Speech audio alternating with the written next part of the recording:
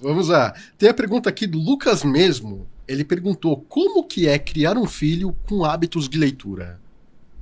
Como fazer para ou como é um filho que já tem? Ele mandou bem direta a pergunta. Eu acho que é para criar o hábito de leitura, né? Eu acho que é isso, ou né? como que ela consegue, né, ter o hábito de leitura criando um filho pequeno. Então, lá no meu canal... E tem essa também, né? Pode ser isso.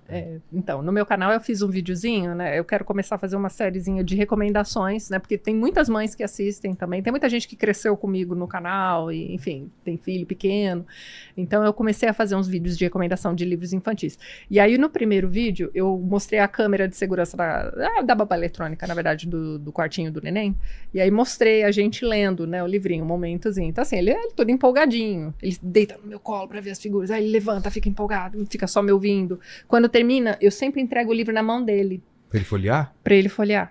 E aí, ele adora também. É um momentinho, aí abre daquele jeito todo troncho, que ele tem só 1 ano e 7 meses, mas ele tenta. Então, é isso que eu tô te falando, é o hábito, né? Quando tem vários livrinhos assim espalhados, e aí é a hora de ler um livrinho. Aí ele escolhe, né? Ele puxa um ali, abre, entrega pra mim e a gente lê.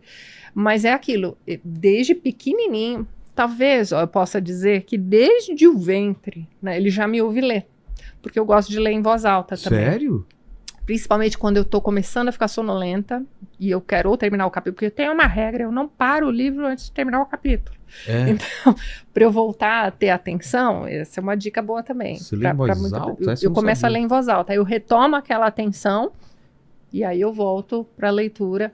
Então, quando grávida, quando já bem barrigudona mesmo, eu só lia em voz alta, né? Lia bastante em voz alta. Então ele já se acostumava com a minha voz lendo, nasceu, aí veio para casa, estava lá no bercinho ainda, meio na hora da sonequinha, alguma coisa assim, não dormiu ainda, eu ficava lendo o meu próprio livro mesmo, né, em voz alta para ele, né, ter essa coisa de me ver com o livro na mão e tudo mais.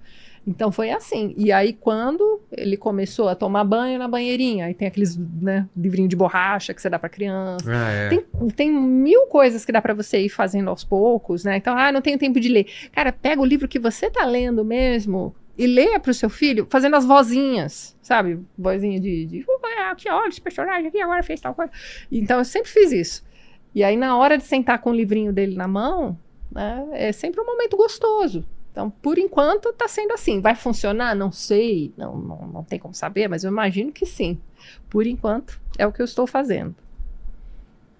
Vamos lá. Tem a pergunta aqui do Jefferson.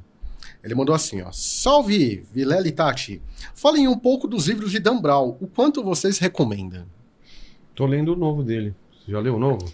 Li o novo, dá um nó, né? E não, aí, eu tô no comecinho ainda. Eles me disseram que seria o ideal ter lido Origem antes. Esse é Origem?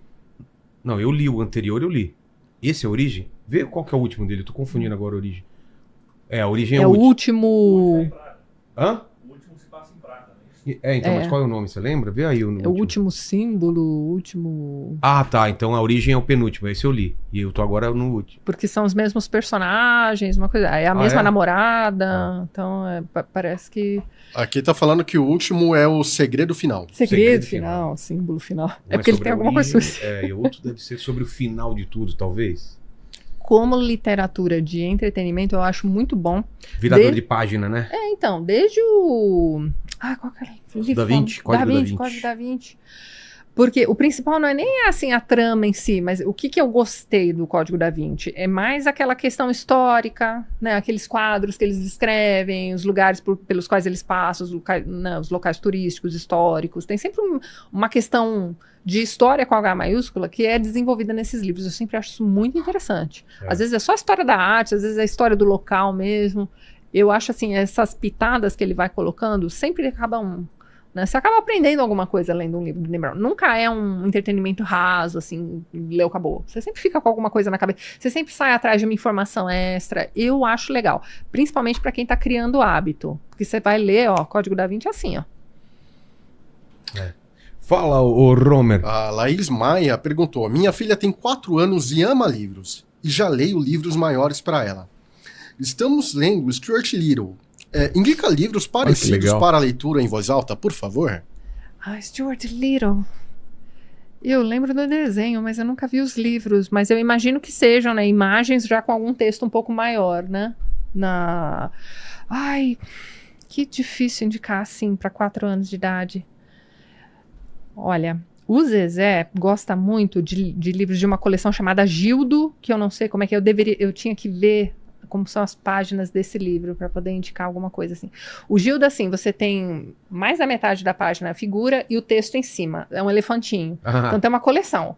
O Gildo na escola, o Gildo na festa de aniversário, o Gildo com a irmãzinha dele. Eu não sei se existe ainda. Eu gostava do Cachorrinho Samba. Cachorrinho Samba. Aí já eu acho que é pro seu filho. 8 anos. Cachorrinho Samba. Eu vou atrás dessa coleção. Nem sei se tem ainda. Deve ter, né? Bom, Porque em minha sebo... mãe ganhava essas coisas. Deixa eu achar aqui. Em sebo você vai achar com certeza. Edição nova, eu acho que não. Isso, coleção Vagalume. Vagalume já para mais um pouquinho mais velho, né? Eu vou ficar devendo essa resposta certa, porque eu preciso ver como são as páginas do livro. Eu só me lembro do desenho mesmo.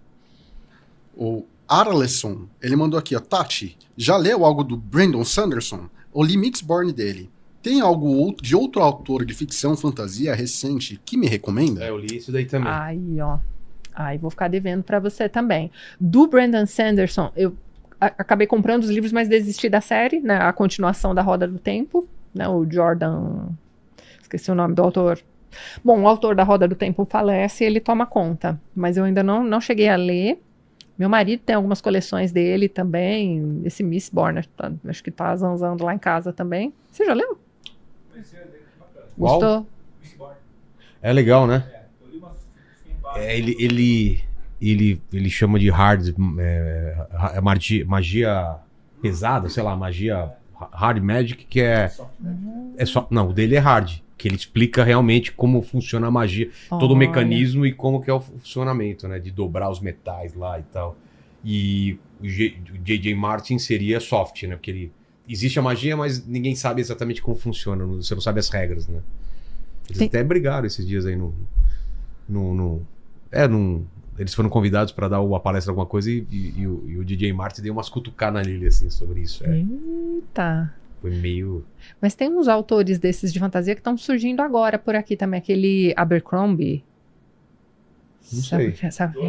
Não, o que é aquele? Ele é fantasia como o Brandon Sanderson. Geralmente quando você compra um livro do Brandon tá a indicação ali. Eu acho que a Aleph tá trazendo os livros dele aqui pro Brasil também. Eu não li, mas geralmente quem gosta do Brandon Sanderson gosta do Abercrombie também. O Marco Aurélio, ele mandou um combo aqui com várias perguntas. Ô, louco! Ele mandou aqui, ó. Qual sua dica para ler mais de um livro ao mesmo tempo? Né? É uma pergunta. E ele mandou aqui, ó. Qual sua sugestão para começar a ler clássicos nacionais e internacionais? Nos clássicos internacionais, a tradução realmente importa? Então, aí é que tá. Essa questão da tradução é o seguinte, é o que eu ia falar também, acabei esquecendo de comentar sobre aquele hábito de baixar a amostra grátis para o Kindle antes de... Então, por exemplo, você vai ler, sei lá, Drácula. Tem 25 edições diferentes de Drácula, qual é a que eu vou comprar? Qual é a que eu vou ler? Então você baixa lá as amostras grátis, leia os primeiros parágrafos e veja aquele texto que você achou melhor. Não, o mais gostoso de ler, aquele que te cansou menos, aquele que tem as palavras mais tranquilas para você. Experimente, tá? Aí o critério é teu, tá? Geralmente, assim, é aquele texto que você tá lendo que faz bastante sentido, porque às vezes você pega uma tradução que você fica entruncando ali, sabe? E aí você começa a achar, não, o problema sou eu, o problema é o livro. E, às vezes é só a tradução mesmo que foi feita estranho, não teve uma revisão, porque geralmente o revisor, ele precisa pensar também na coesão do texto, né, para ficar fluido, para você sair de um raciocínio para o outro. E muitas vezes, como não foi feita uma revisão, e aí aquilo fica meio pesado para ler. Então experimente. Tá? A questão da tradução, ela importa com certeza, mas é bem difícil hoje em dia, tá? Eu dizer para você assim, essa editora aqui tem traduções confiáveis. Nossa, tá ficando cada vez mais complicado de pensar em tradução e revisão para te indicar assim, ó, esta editora. Eu costumo já não fazer mais isso e dizer isso que eu acabei de te dizer, ó. Baixe as amostras e escolha pelo seu gosto. Eu me esqueci do comecinho da pergunta, tinha outra coisa. Ele perguntou qual sua dica para ler mais livros ao mesmo tempo. Então, se você tem um interesse imediato de ler mais de um livro, A minha sugestão é que você escolha livros que tenham temáticas diferentes ou estilos diferentes. Então, vai ler um clássico, pega um livro de não ficção também, sabe? Algum assunto específico que te interessa, sei lá, neurociência. Aí você pega um livro de neurociência e vai lendo junto. O que eu te sugiro é não pegar livros muito parecidos para ler ao mesmo tempo, que você vai começar a misturar as histórias. A não ser que você já seja um leitor aí, né, habituado, aí você não vai realmente misturar. Vai ser difícil você misturar histórias. Mas, por exemplo, nós ali no nosso universozinho do TLT, nós temos o Clubão, nós temos a leitura conjunta do Zafon, nós temos várias leituras. No curso de mitologia a gente está lendo a Odisseia. Então, assim, o próprio pessoal que acompanha esses clubes, né, eles estão lendo mais de um livro ao mesmo tempo. A Odisseia, a gente lê só 2 cantos por mês. Então, tem um dia ali no mês que ele vai parar e vai ler só a Odisseia, entendeu? Aí você se organiza, né, de acordo. O Carlos Ruiz Zafon, a gente está lendo o Cemitério dos Livros Esquecidos, então todo sábado tem um conteúdozinho sobre a meta da semana, é um clube que tem uma meta semanal, então você já sabe ali que durante a semana, 1 ou 2 dias você vai ter que parar para ler o Zafon, então você se organiza direitinho que vai dar certo. Tem um comentário aqui que eu gostaria de ler, do Fábio Ferretti. É o seguinte: acompanho a Tatiana há quase 20 anos. Foi por causa dela que comecei a ler e por causa dela consegui enfrentar o meu câncer e o da minha mãe. Olha que legal. Aí tem uma pergunta aqui do Eduardo Alvin. Ele perguntou: Tati, quando vai fazer a resenha sobre Sidney Sheldon? Então, tem um livro que a minha irmã vem me recomendando faz tempo, que é O Reverso da Medalha. Então, Famoso, é bem antigo. Então, nossa, ela fala que é o melhor livro dele. Eu preciso adquirir uma cópia, um dia vem. Porque ela também vive me cobrando. Faz 20 anos, sei lá, que ela me cobra esse livro. O Rafael Miranda, ele mandou aqui, ó: Tati, eu sempre compro o livro achando que agora vai, mas ele fica parado na estante. Como que a pessoa cria o hábito de ler de verdade sem parecer uma obrigação chata?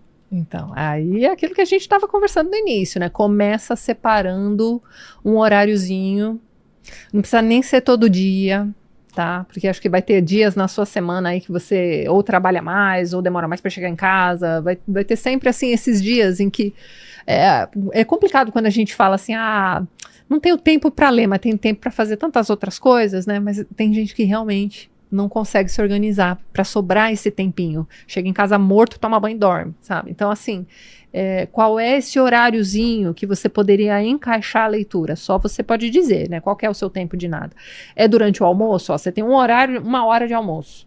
Você fica comendo durante 1 hora? Não, né? Você usa, sei lá, 20 minutos para comer e depois para descansar, para fazer para ficar no celular, vendo o feed, rolando ali, enfim. Experimenta começar a usar esse horário que sobra para encaixar a leitura. Esse livro que está tomando poeira aí na sua estante, né?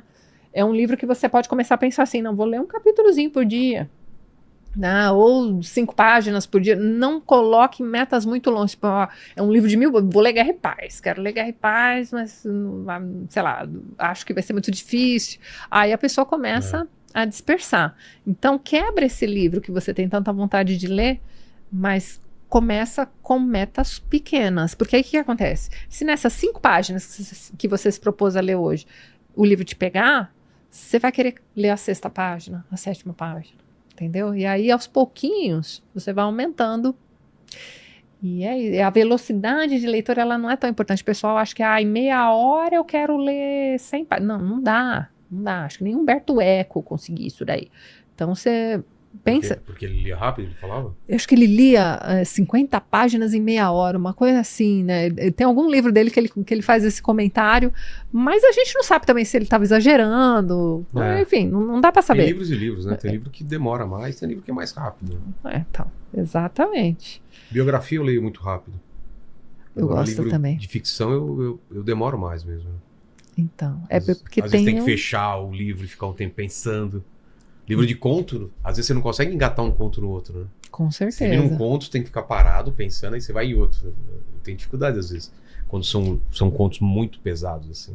Pra quem não tem o hábito, leitura de contos pode ser uma boa também. É verdade. Essa pessoa que falou que não consegue, pega livro de conto do Neil Gaiman, desculpa, mas são bons. Como é que era? Coisas Frágeis, né?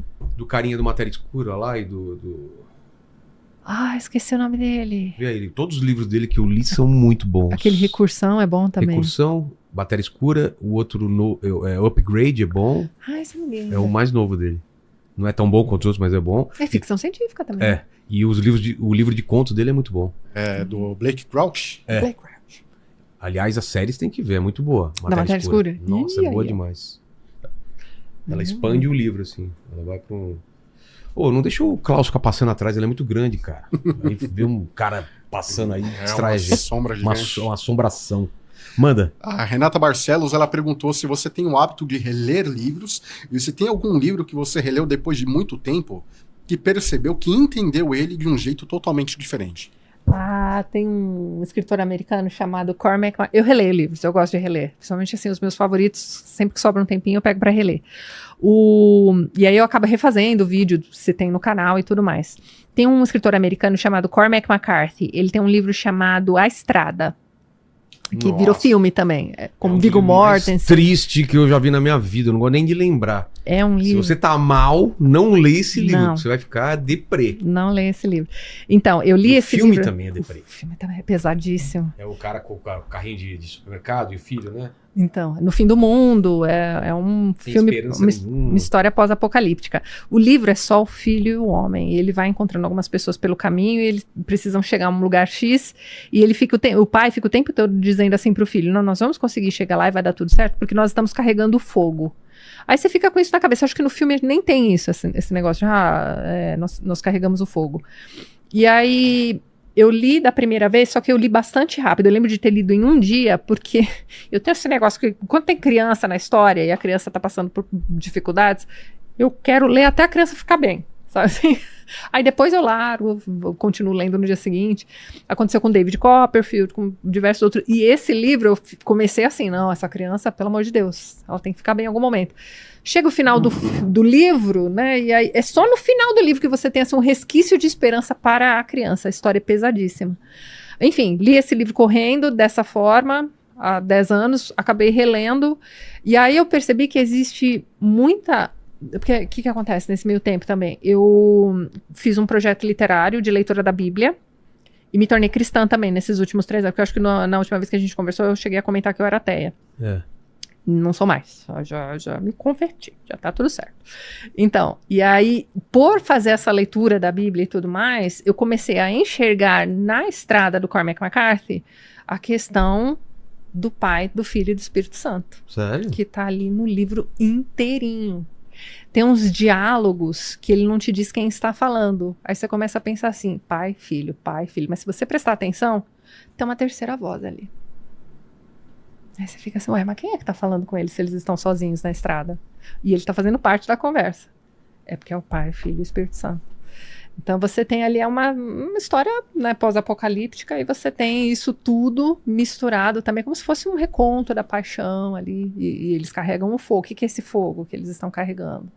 Né? E a criança precisa ser salva a todo custo, porque a criança precisa continuar. Mas a criança vai continuar num mundo em caos. Não é possível que eu já ganhei a corrida e você ainda não se inscreve, deixou o like e comentou. Que lerdão!